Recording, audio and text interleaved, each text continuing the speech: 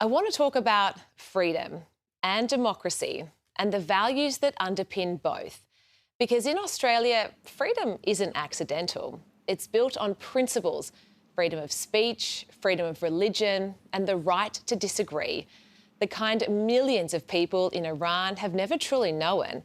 For decades, the Iranian regime has controlled every aspect of daily life: speech, dress, protest, the press, even personal belief. Journalists jailed, students expelled, political dissidents imprisoned, ethnic and religious minorities targeted, families living with the constant knowledge that a wrong word or a wrong post could change their lives overnight. This is not a minor policy dispute. This is systemic repression. And yet, despite the risk, the Iranian people continue to rise.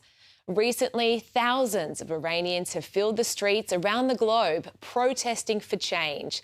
They are doing this knowing the consequences, marching for the right to live without fear of the regime. And they continue to protest.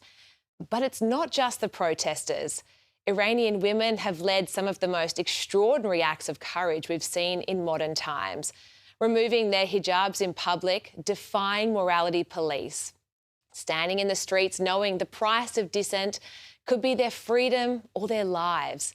Even members of Iran's women's soccer team have taken extraordinary risks. When they refused to sing the regime's anthem before their match against South Korea on the Gold Coast, it was widely seen as a silent protest against the Islamic Republic.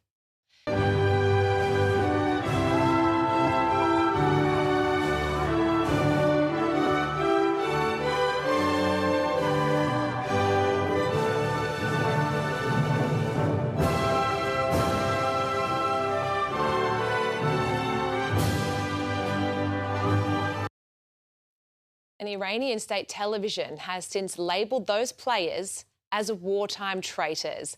And under the regime's punishing code, accusations of treason can carry 15 years in prison or the death penalty. Shadow Minister for Education and Indigenous Australians, Julian Leeser, called for these women to be offered asylum here in Australia. Just days ago, Iranian state TV described the Iranian women's soccer team who refused to sing the regime's national anthem while competing at the Gold Coast. They described their soccer team as wartime traitors and called for them to be dealt with most severely on their return home. Shame. And that's why this moment matters. Because if we in the West speak constantly about human rights, equality and justice, then surely there is no clearer test of those values than this. It's not about left or right politics. It's about whether we truly believe freedom is universal.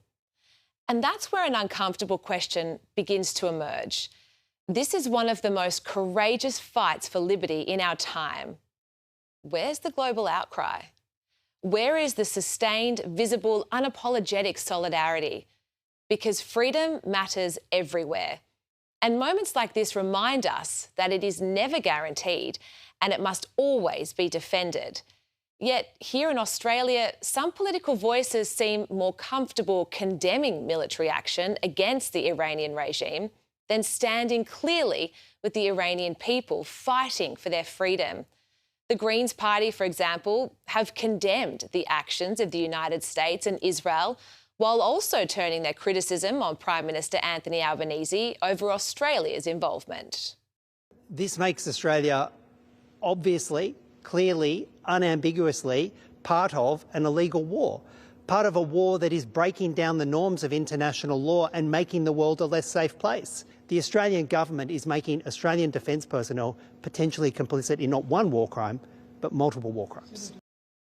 Senator Shoebridge claims this war will make the world a less safe place. Where is the same urgency when it comes to condemning the regime itself? Where is the solidarity with the Iranian people risking their lives for liberty?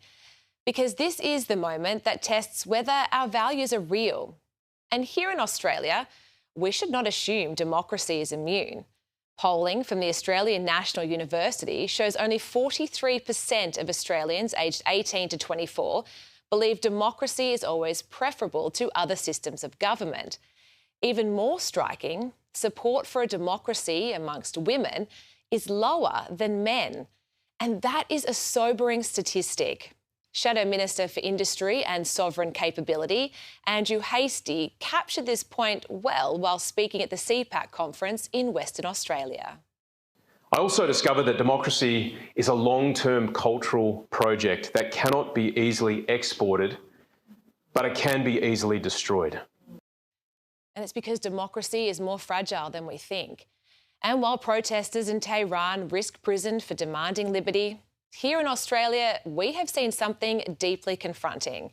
In some parts of our country, people gathered to mourn and praise the Ayatollah, a leader widely regarded as the architect of decades of repression in Iran.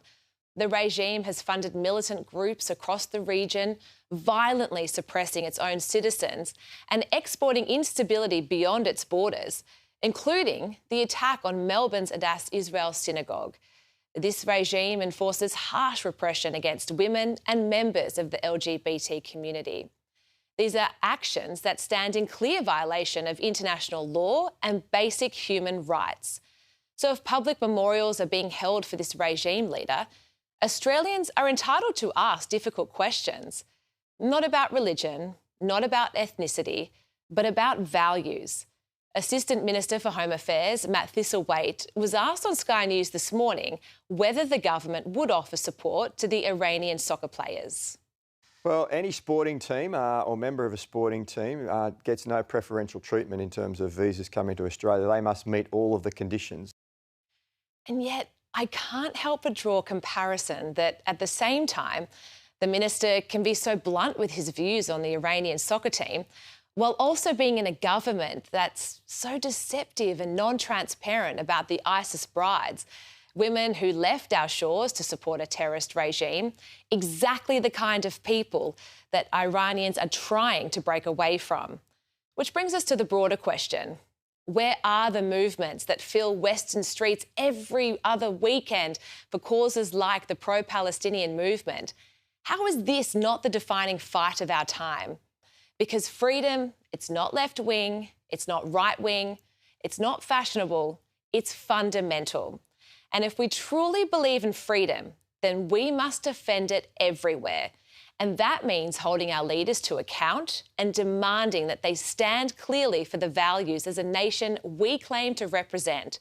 Because the true test of our commitment to freedom isn't what we say in comfort. It's what we defend when others are fighting for it.